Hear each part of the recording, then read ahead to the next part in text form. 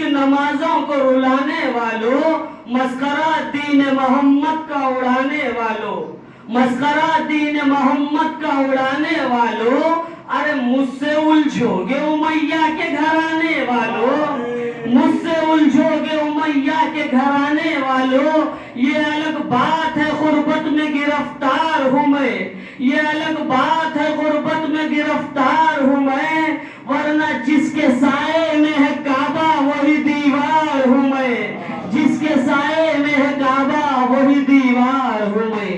صلوات پڑھ محمد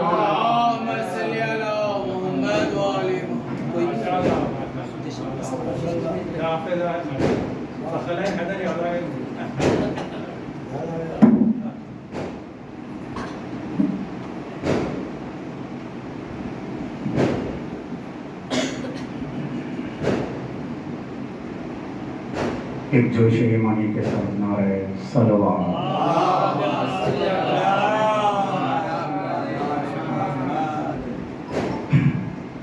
بانی جشن کے خواہش پہ ایک کتاب پیش ہے کہ اس کا جو چوتھا مصرع ہے وہ لوگوں کے لیے جو مولا متقیان کو تو مانتے ہیں لیکن ان کے لیے ہے وہ چوتھا مصرع۔ برسوں سے ذوالفقار علی ہے نیام میں، برسوں سے ذوالفقار علی ہے نیام میں، سوئی نہیں وہ جاگی ہوئی ہے نیام میں، جب تک یہ پیغ ہوگی نہ باہر نیام سے، سمجھو تمہاری موت بندی ہے نیام میں۔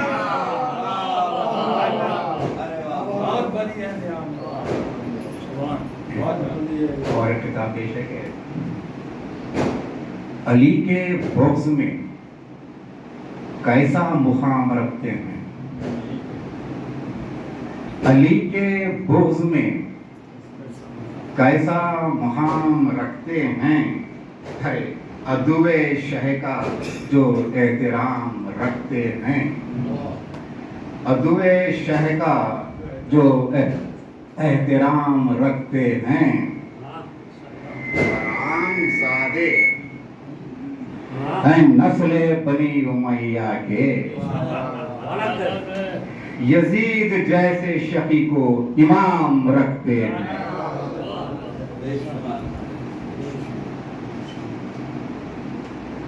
ایک مولا کائنات کی منقبت سے ایک مطلع چند شعر پیش کر رہا ہوں کہ جب قصیدہ میں سناؤں احمد مختار کا، جب قصیدہ میں سناؤں احمد مختار کا، ہر جگہ پر ذکر ہوگا حیدر کرار کا، چن لیا ہوں راستہ جب میسم تمار کا، چن لیا ہوں راستہ جب میسم تمار کا، پھر مجھے کیوں خوف ہوگا دار کا تلوار کا۔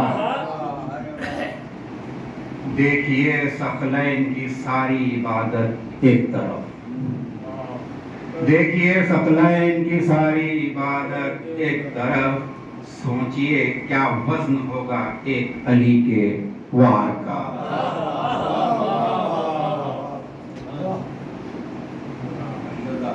ڈھونڈ کر بتلائیے اپنی کتابوں میں ذرا، ڈھونڈ کر بتلائیے اپنی کتابوں میں ذرا، کون ہو سکتا ہے ہمسر ایسے با کردار کا۔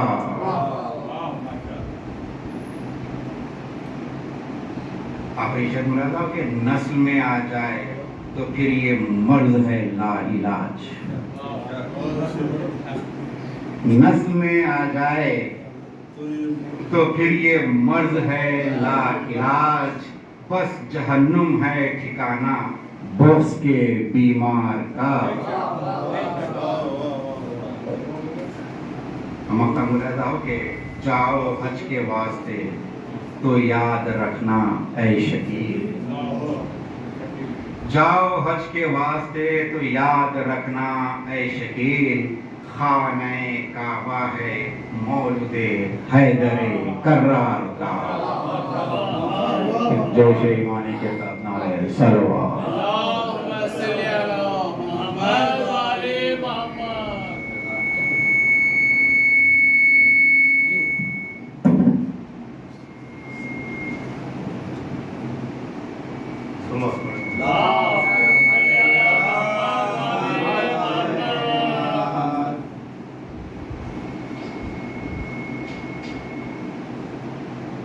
چار مصرے پیش کر رہا ہوں.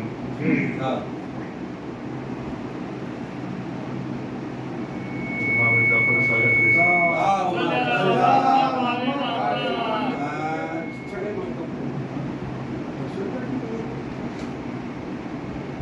چار مصرے کہ دل سے فدا ہی ہوں گے پرستار آپ کے. دل سے فدا ہی ہوں گے پرستار آپ کے. روزے پہ جب بھی جائیں گے سرکار آپ کے. دل سے فدا ہی ہوں گے پرستار آپ کے. روزے پہ جب بھی جائیں گے سرکار آپ کے. اور جا کے در حضور پہ دیکھا ہے یہ رضا. ابھی کھڑے ہوئے ہیں ستمگار.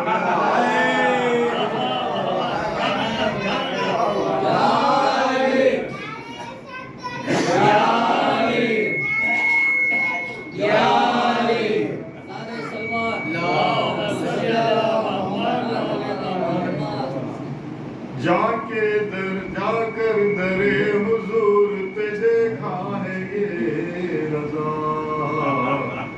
ابھی کھڑے ہوئے ہیں ستمگار آپ کے. اور ایک چار مصرے کے پڑے ہی رہنے دو لوگوں اسے خدا کے لیے.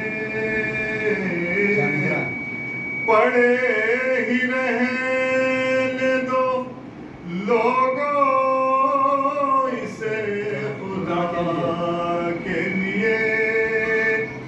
اور در حضور ہی کافی ہے بس رضا کے لیے. دعا ورد نہیں ہوگی ہے شرط بس اتنی.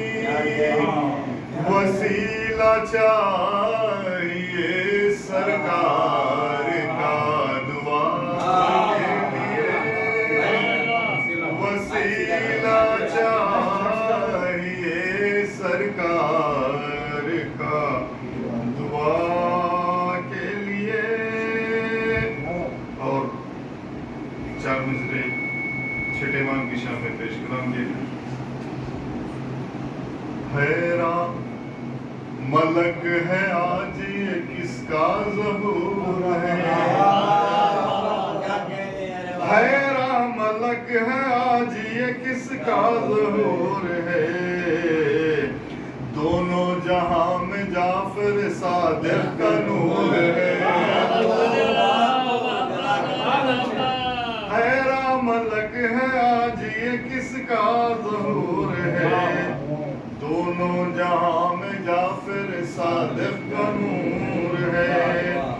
جو چاہو آج مانگ لو پھیلا کے اپنے ہاتھ. ایسی خوشی میں صدقہ ملے گا ضرور ہے. ایسی خوشی میں صدقہ ملے گا ضرور ہے. اور نعت کے چند شعر پیش کراؤں کہ ثنا خواں بھی خدا ہے اور میں ثنا خواں بھی خدا ہے اور میں ہوں. یہ قرآن کی صدا ہے اور میں ہوں.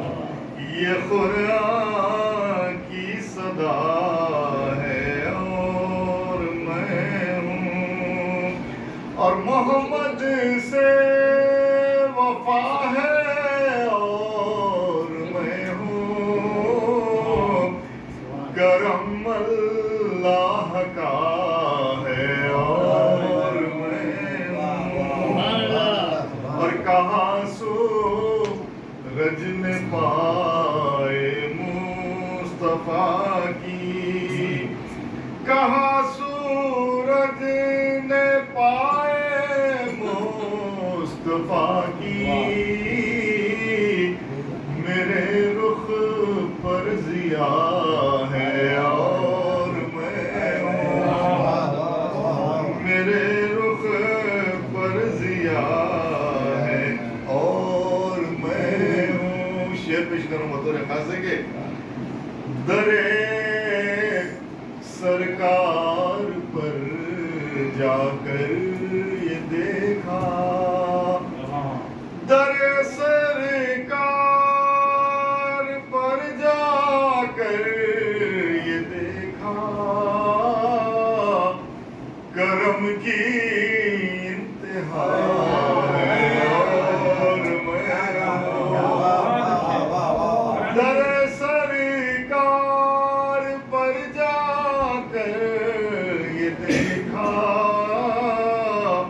کرم کی انتہا ہے اور میں ہوں، اور ہمیشہ ہی ملا ہے ان کے در سے، ہمیشہ ہی ملا ہے ان کے در سے، عنایت ہے عطا ہے اور میں ہوں، عنایت ہے عطا ہے اور میں ہوں۔ شعر پیش کرو بطور خاص کے، گرے سیاہ میرے پتوں کے جیسے، گرے سیاہ میرے پتوں کے جیسے، مدینے کی ہوا ہے اور میں ہوں، گرے سیاہ میرے پتوں کے جیسے، مدینے کی ہوا ہے اور میں ہوں، اور لحد میں غیر ممکن ہو اندھیرا، لحد میں غیر ممکن ہو اندھیرا، یہ ماتم کی ضیا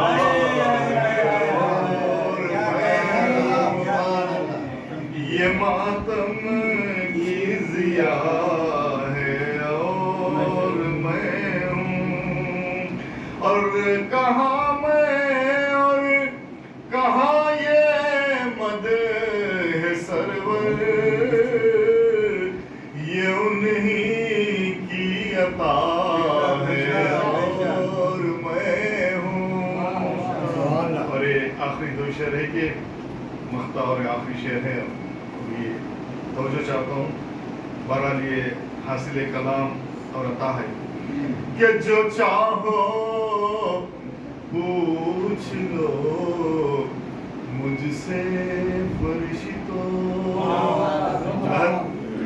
جو چاہو پوچھ لو مجھ سے فرشتوں، جو چاہو پوچھ لو مجھ سے فرشتوں، یہاں پر مرتضیٰ ہے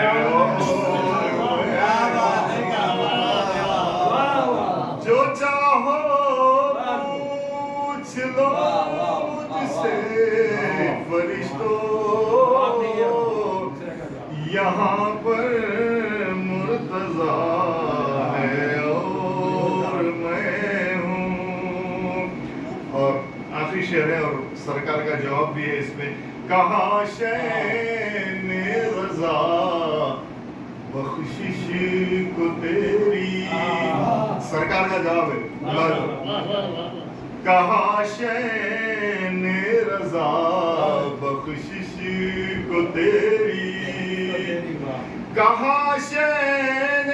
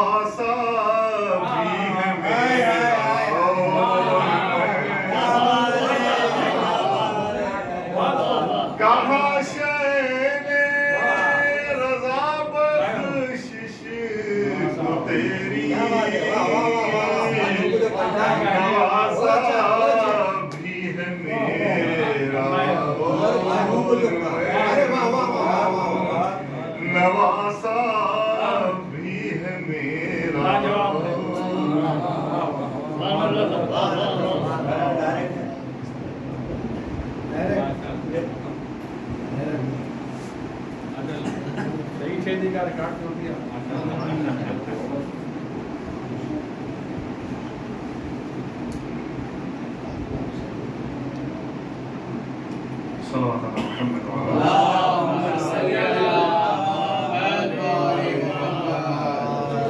لا حول ولا قوة إلا بالله العلي العظيم. أعوذ بالله السميع العليم من الشيطان اللعين الرجيم. بسم الله الرحمن الرحيم. الحمد لله رب العالمين وبه نستعين.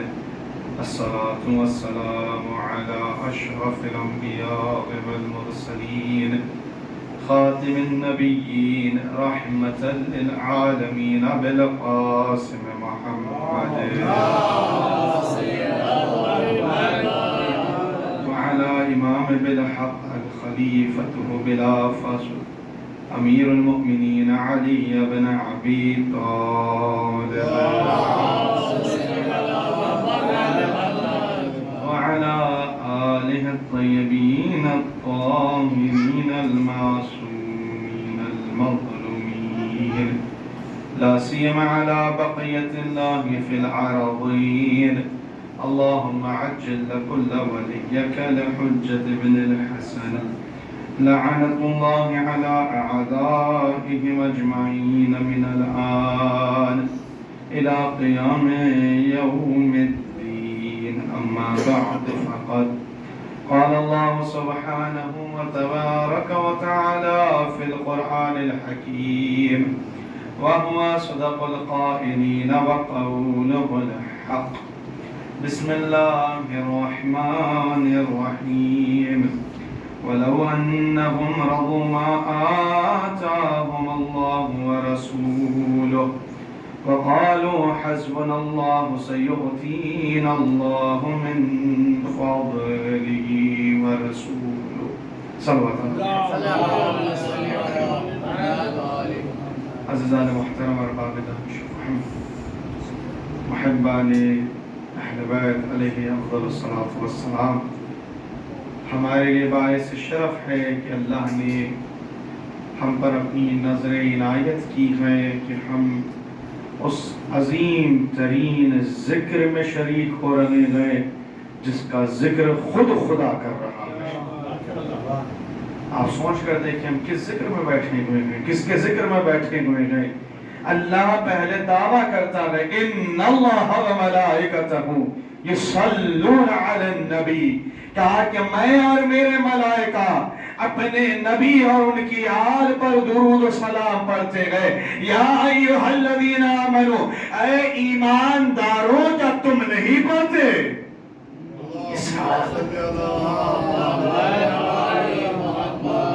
الذین آمنوا صلوا علیہ وسلموا تسلیما. اے ایمان لانے والوں، اے ایمان لانے والوں، اے ایمان لانے والوں، تم بھی تو صلوات پڑھو، تم بھی تو درود پڑھو، تم بھی میرے نبی اور اس کے آل پر سلام پڑھو. آپ سوچ کر دیکھیں، اللہ نے ایماندار اس لیے کہا کیونکہ ایمان کی سب سے بڑی شرط ہے کہ وہ وفادار ہو، کیونکہ بے وفا کبھی ایماندار نہیں ہو سکتا.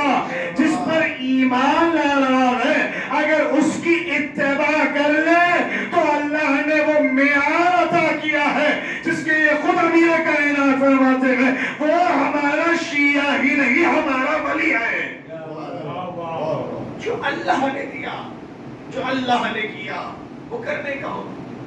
میرے عزیزوں، آنے والے ایام ولادت باسعادت سرور کائنات رسالت رسول دو عالم حضرت محمد مصطفیٰ صلی اللہ علیہ وآلہ وسلم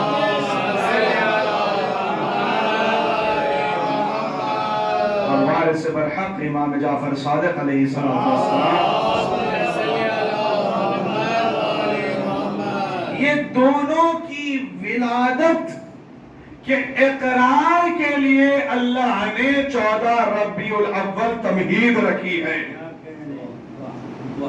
دونوں کی ولادت سے قبل 14 ربیع الاول تمہید اسی لیے رکھی کیونکہ اللہ نے قرآن میں واضح کہہ دیا وَسَيَعْلَمُ الَّذِينَ ظَلَمُوا أَيَّ مُنْقَلَبٍ يَنْقَلِبُونَ ظلم کرنے والے عن قریب جان جائیں گے کہ وہ کس کروٹ پلٹائے جاتے ہیں. اس ملعون کے مرنے کا دن ہے جس نے رسالت پر تہمت لگائی تو اللہ نے کوثر سے کثرت اولاد کر دی. اور امام صادق کی ولادت کا معیار یہ ہے کہ جس نے نبی اور آل نبی پر طنز کرنے کی کوشش کی اللہ نے اسے اتنا نابود کر دیا. کل محمد کی اولاد پر ظلم کیا تھا, اسی محمد کے بیٹے نے کائنات میں اعلان کر کے بتا دیا جو ہمارا شیعہ ہوگا وہ جعفری کہلائے گا. صلوات میں دے عظمت کل تک جو ظلم کرتا رہا, کل تک جو تہمتیں لگاتا رہا, کل تک جو انگلیاں اٹھاتا رہا, نہ اس کی انگلی رہی نہ زبان رہی. کل بھی لسان قرآن تھی, آج بھی لسان قرآن ہے, کل بھی لسان قرآن رہے گی. آپ سوچ کر دیکھیں اللہ نے قرآن میں ہمیں اس طرف متوجہ کروایا. کس طرف متوجہ کروایا؟ واضح طریقے سے. اچھا دیکھیے اللہ بھی اہل بیت سے اتنی محبت کرتا ہے جس کا تصور بھی ممکن نہیں. جب خالق کا تصور ممکن نہیں تو اس کی محبت کا تصور کیسے؟ اس کی قدرت کا معیار لامحدود ہے, آپ اپنی ذہنوں میں نہیں لا سکتے, آپ کے ذہن کمزور ہے. اس کا وجود اتنا اعلیٰ ہے کہ اس نے اس اعلیٰ وجود کو سمجھانے کے لیے زمین پر علی جیسے کو بھیجا. آپ سوچ کر دیکھیے اللہ نے قرآن میں محبت کرنے والوں سے بہت محبت کی اور سورہ مبارکہ بینہ میں کہہ دیا اللہ اتنا راضی ہو گیا کہ انہیں اس باغات میں رکھا جائے گا جس کے درختوں کے نیچے سے نہریں بہہ رہی ہوگی. مگر ایک منزل پر آ کر اللہ ہم سے مخاطب ہو کر کہتا ہے ذرا غور تو کرو. اللہ نے کیا مخاطب کہا وَلَوْ أَنَّهُمْ رَضُوا مَا آتَاهُمُ اللَّهُ وَرَسُولُهُ وَقَالُوا حَسْبُنَا اللَّهُ سَيُؤْتِينَا اللَّهَ مِنْ فَضْلِهِ وَرَسُولُهُ. کیا ہی اچھا ہوتا اگر یہ لوگ خدا اور اس کے رسول نے جو عطا کیا اس پر راضی ہو جاتے. کہاں ہے یہ آیت؟ قرآن کی آیت ہے. اللہ نے کہا کیا ہی اچھا ہوتا کہ جو اللہ اس کے رسول نے عطا کیا اس پر راضی ہو جاتے. اگر راضی ہو جاتے اللہ کا فضل ہوتا, محمد کا رحم ہوتا. اگر راضی ہو جاتی ہے. قرآن کے جملے ہیں, یہ میرے جملے نہیں ہیں, یہ آپ کے جملے نہیں ہیں, یہ کوئی حدیث نہیں ہے. اللہ کہہ رہا ہے کہ جو میں نے اور میرے رسول نے عطا کیا وہ لینا تم پر واجب ہے. اگر میں نے کوئی چیز دی ہے تو وہ رسول کے ذریعے سے دلوایا. مجھے کہیں کتابوں میں یا تاریخ میں بتا دو اللہ کے نبی نے کیا دیا. کوئی یہ نہیں کہہ سکتا کہ فلان ہستی کا تعارف کروایا یا فلان شے کو دیا ہے, الا یہ کہ محمد کے ساتھ یہ لفظ آیا ہے انی تارکم فیکم الثقلین کتاب اللہ و اطاعت اہل بیتی. صلوات پڑھیں عظمت اہل بیت. کیا دیا رسول نے؟ رسول نے دو چیزیں دی, ایک قرآن, دوسری اطاعت اہل بیت. میرے عزیزوں کبھی ہم نے غور کیا اللہ نے کیا کہا جو میں نے میرے رسول نے عطا کیا. تو ایک جملہ اور ایک آیت ہے ما اتاکم الرسول فخذوه. اب حد ہے یہاں. ایک تو اللہ نے اپنی عطا کی بات رکھی, دوسری طرف کہا وما محمد الا رسول, محمد رسول ہے. کیوں رسول ہے؟ وما ينطق عن الهوى ان هو الا وحی یوحى. وہ اس وقت تک کلام نہیں کرتے جب تک کہ وحی نہ نازل ہو جائے. اور ان کو اختیار کیا ہے؟ ما اتاکم الرسول فخذوه. جو رسول دے دے وہ لے لو, جس سے روک دے اس سے رک جاؤ. نبی نے جو دیا لے لیا, اللہ بھی راضی، اگر چھوڑ دیا اللہ ناراض، تو جواب ایسے ہی مل جائے گا، نبی نے جو دیا اگر راضی ہو گیا تو رضی اللہ ہو گیا، اگر چھوڑ دیا تو خود لعنت اللہ ہو گیا۔ نبی کے دینے اور نبی کے روکنے پر انحصار ہے۔ جو نبی نے دیا لے لیا رضی اللہ، چھوڑ دیا لعنت اللہ۔ اب میں سوال آپ سے کرتا ہوں، نبی نے آخر دیا کس کو؟ نبی نے کسی فلان کو نہیں دیا، بلکہ سوالات حاجیوں کے درمیان ہاتھوں پر بلند کر کر آخری پر تک بتا دیا، من کنت مولا فہذا علی مولا۔ میرے عزیزوں، کائنات میں اس عالم میں 73 فرقے ہوں یا ان میں بھی کوئی فرقین ہو، اتنا یاد رکھ لو، قرآن نے حد جاری کر دی، نبی نے جو دیا وہ لے لیا، جس سے روک دیا اس سے رک گئے، نبی نے جس کا تعارف کروایا، جس سے عطا کیا۔ معلوم یہ ہوا اقرار رسالت کے لیے اقرار ولایت شرط ہے، جس میں ولایت ہی نہ ہو اسے رسالت کہاں سے ملے گی؟ اس چیز کو سمجھانے کے لیے عجب نہیں، مشیت عجیب ہے کہ جس نے ولادت رسالت ماب کے دن ولادت ایمان بالحق کو رکھا، یہ سمجھانے کے لیے، یہ غور کرنے کے لیے، بس آخری بات زحمت تمام۔ میرے عزیزوں، رسول نے ایک راستہ قائم کر دیا ہے ہم سب کے جینے کے لیے، اور یہ میں بہت حقیقت آپ کے سامنے پیش کر رہا ہوں، جو آپ کو المدینہ یونیورسٹی کی ویب سائٹ پر تاریخ کے باب میں یہ چیز مل جائے گی، میں دعوے کے ساتھ کہہ رہا ہوں، چاہے آپ ان کی کتابیں اٹھا لیجیے، وہابیوں نے جو تاریخ لکھی میں وہ آپ کے سامنے عرض کر رہا ہوں۔ نبی نے رسالت سے لے کر ولایت تک، ولایت سے لے کر بخشش تک کا راستہ مقرر کر دیا۔ وہ راستہ کیا ہے؟ الفاظ میں یہ کہہ دوں، صراط مستقیم۔ صراط مستقیم کے معنی کیا ہے؟ اگر آپ عربوں میں جائیں گے سیدھے راستے کو مستقیم کہتے ہیں، کم از کم بدو عرب بھی جانتا ہے مستقیم سیدھا ہوتا ہے، نہ ادھر ہوتا ہے نہ ادھر ہوتا ہے۔ اب قرآن نے بہرحال سورہ کہف میں 7 جوانوں کا تذکرہ بھی کیا، جملہ آیا ہے کہتے ہوئے آگے بڑھ جاؤ، 7 جوانوں کا بھی تذکرہ ہے یا نہیں ہے سورہ کہف میں؟ اصحاب کہف 7 جوان ہدایت یافتہ چلے تھے، ساتھ میں ایک حیوان بھی آ گیا۔ بہرحال ممبر کی تہذیب ہے، اس کا ادب ہے، اس کا لحاظ رکھنا لازم و واجب ہے مجھ پر، اس لیے میں وہ نام نہیں لے رہا ہوں۔ حیوان بھی آ گیا۔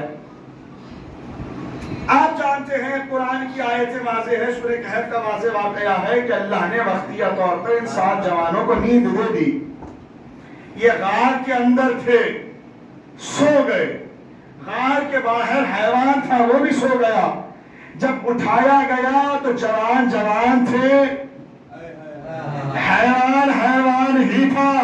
یاد رکھ لو میدان قیامت میں جب لوگ دیکھیں گے نبی کی آمد ایسے ہی ہوگی جیسے رسالت کا معیار ہے، جو اٹھایا جائے گا سمجھانے کے لیے فرشتوں کے درمیان شیطان بھی تھا، مگر جب گھٹکارا گیا تو ایسے لعنت پڑی کہ ہمیشہ جہنمی بن گیا۔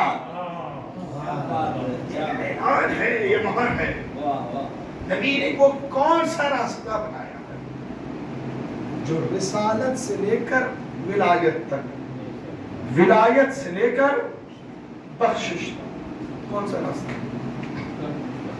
اللہ ہم سب کو زیارات عزبات عالیہ سے مشرف فرمائے، جو گئے ہیں ان سے ملتا جاتا۔ مسجد نبوی میں توسیع ہوئی، مسجد نبوی درمیان میں ایک ستون ہے، پلر ہے، جس پہ یہ الفاظ لکھے ہوئے ہیں، وسطوانۃ الحنانہ۔ اچھا میں آپ کو یہ بھی بتا دوں، علماء اعلام کہتے ہیں کہ یہ جو پلر ہے اس کے پاس 2 رکعت نماز پڑھنا مستحب ہے. مسجد نبوی کے درمیانی ایک ستون ہے، پلر ہے، جس پہ لکھا ہوا ہے ستون حنانہ یا پلر آف حنانہ یا مستوانۃ حنانہ. اس کا بوسہ بھی لینا بہت سوال ہے. یہ ہے کون سا پلر؟ ایسے تو سینکڑوں پلر ہے. اس پلر کی اہمیت اور عظمت کیوں؟ غور کرنے کی بات ہے. اچھا ان کی تاریخ میں لکھا ہے، ہماری تاریخ تو ایک طرف ہے، برادران کی تاریخ میں لکھا ہوا ہے مستوانۃ الحنانہ. اس پلر کا نام حنانہ کیوں ہے؟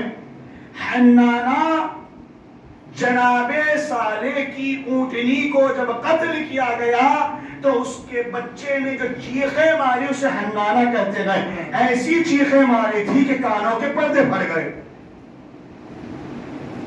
حنانہ کے معنی یہ ہے چیخیں مار کر رونا، درد یافتہ چیخ. اللہ کے نبی جو خطبہ ارشاد فرماتے تھے وہ منبر پر نہیں تھے. ابتدائی دور میں ایک شجر تھا، درخت تھا، جس کا ٹیک دے کر خطبہ ارشاد فرماتے تھے. جب نبوت کا اقرار خواتین میں کیا گیا، اعلان نبوت ہوا، بیعت کی گئی، تو ان میں سے ایک ضعیف خاتون تھی جس کا بیٹا بڑا ہی تھا، کارپینٹر. وہ شہر میں جب آیا تو اس خاتون نے کہا اللہ کے نبی شجر کا درخت کا ٹیک دے کر خطبہ دے رہے ہیں، کاش تو کچھ بنا دیتا کہ بلند مقام ہو، وہاں آرام سے بیٹھ کر خطبہ دے. تاریخ اسلام کا سب سے پہلا منبر مسجد نبوی کا ہے، جو اس چاہنے والی محبہ کے بیٹے محب رسول نے ایک منبر بنایا 4 زینوں والا. اچھا بھائی دیکھو، بنانے والے کو بھی کیسے اشارے تھے کہ 4 زینے والے ہو، 4 زینے والے، تاکہ جب بعد میں وقت آئے گا تو ایک بیٹھ جائے گا ایک پر، دوسرا بیٹھ جائے گا دوسرے پر، تیسرا بیٹھ جائے گا آخر پر. اب سوچتے رہیں گے نبی کے احترام میں پہلا زینہ چھوڑ دیا تھا، علی کا وقت آیا، علی کھڑے ہو کر خطبہ دیں گے. ارے خطبہ نبی کے احترام میں تم نے احترام کیا کیا؟ نبی کے جنازے کو چھوڑ دیا، تم نے زینے کو زینہ چھوڑ دیا، زینے پر زینہ چھوڑ دیا. علی کا وقت آیا، سمجھ رہے تھے علی کھڑے ہو کر خطبہ دیں گے، مگر انہیں کیا معلوم ہے نبی کی حدیث سچی ہے، انا و علی من نور واحد، میں علی ایک نور کے طرف سے ہے.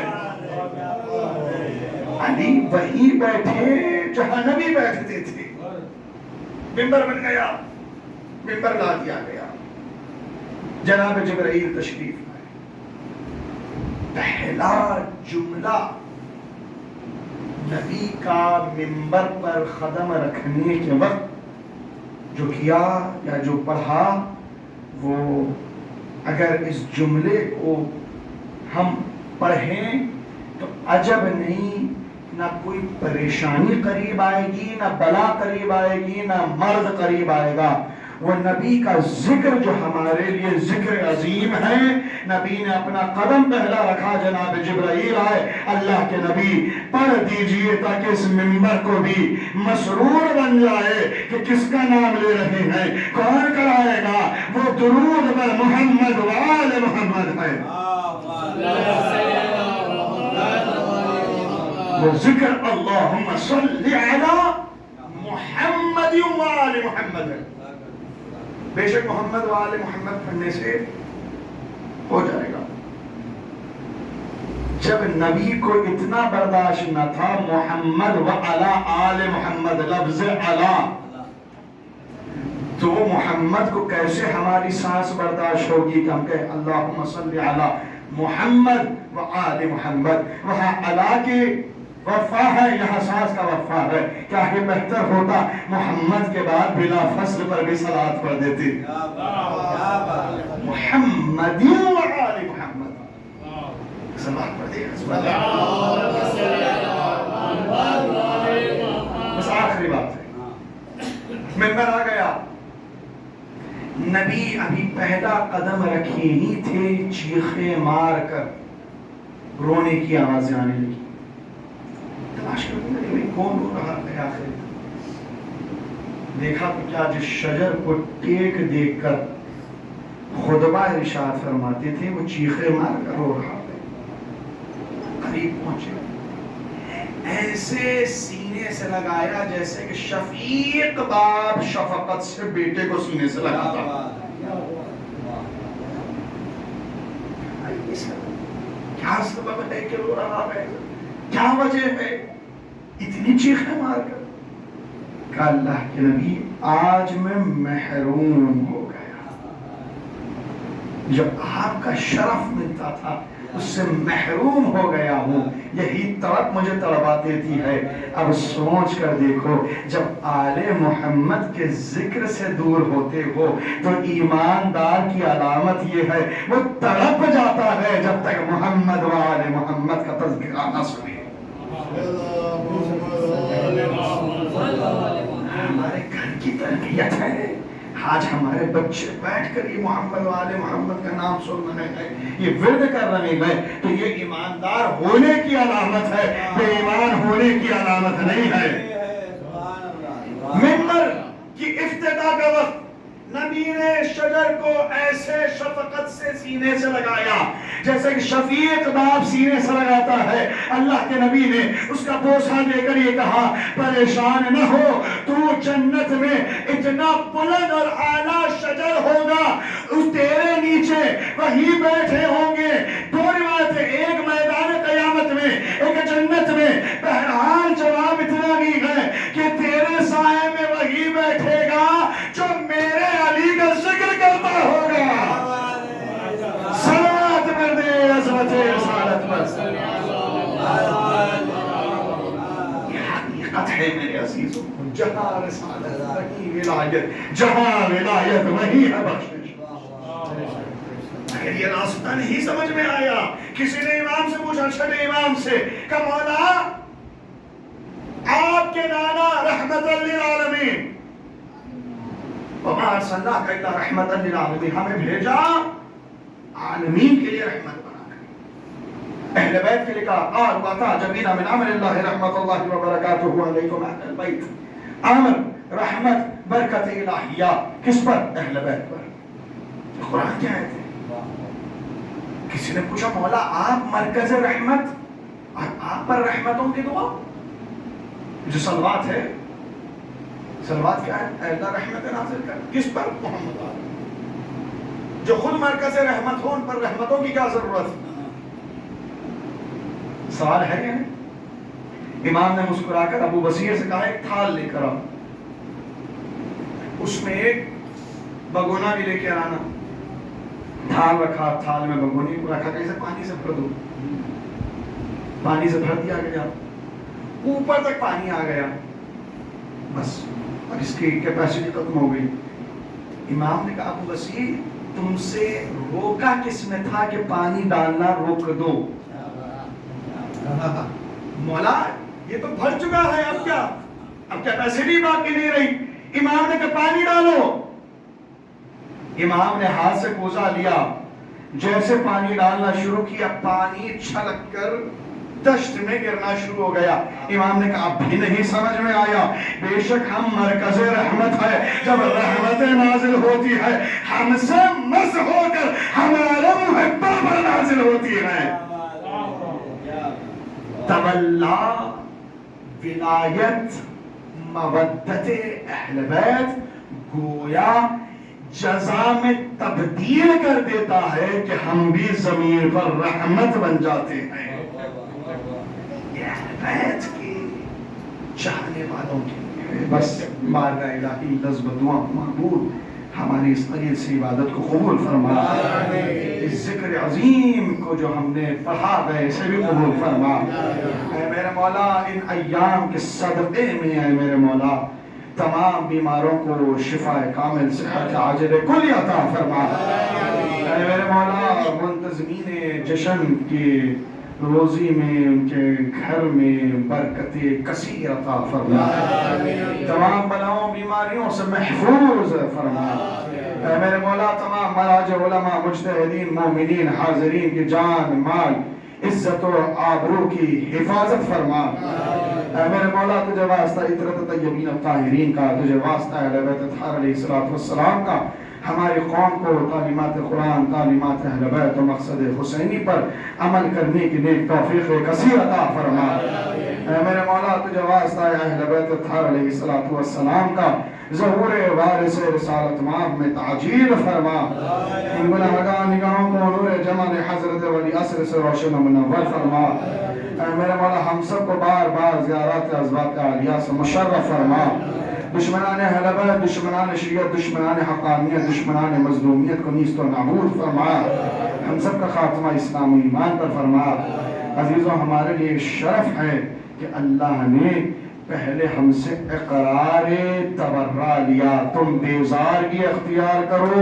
جو اللہ رسول اہل بیت سے بغض رکھتا گئے پھر اقرار تولا لیا کہ رسالت کے ساتھ ساتھ ولایت کا بھی اقرار کرو اللہ ہم سب کا خاتمہ ولایت اہل بیت پر فرما ربنا تقبل منا انکا انت السمیع العلیم بحق محمد وآلہ طیبین الطاہرین ایک مرتبہ سورہ الحمد 3 مرتبہ سورہ اخلاص کی تلاوت فرما کر ایک سورہ فاتحہ جميع مرحومین مومنین مومنات بالخصوص بانیان جشن کے متعلقہ مرحومین کے ارواح کے لیے ایثار فرما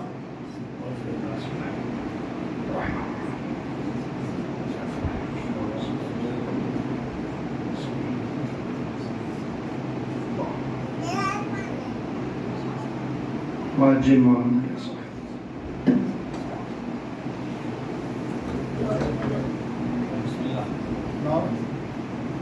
السلام علیکم یا عبد اللہ، السلام علیکم یا رسول اللہ، السلام علیکم یا امیر المومنین یا سید الوسیم، السلام علیکم یا فاطمۃ الزہرا سیدۃ نساء العالمین، السلام علیکم یا ابو الفضل والعباس ابن امیر المومنین، السلام علیکم ورحمۃ اللہ وبرکاتہ، السلام علیکم یا غریب الغرباء، السلام علیکم یا معین الظفر یا سلطان سبیا ابو حسن یا علی بن موسی رضا، السلام علیکم ورحمۃ اللہ وبرکاتہ، السلام علیکم یا بقیت اللہ فی ارض، السلام علیکم یا صاحب الزمان، السلام علیکم یا شریک القرآن، السلام علیکم یا منصب الجان، اجل اللہ تعالیٰ فرجک، السلام تعالیٰ ما فرجک، السلام علیکم ورحمۃ اللہ وبرکاتہ.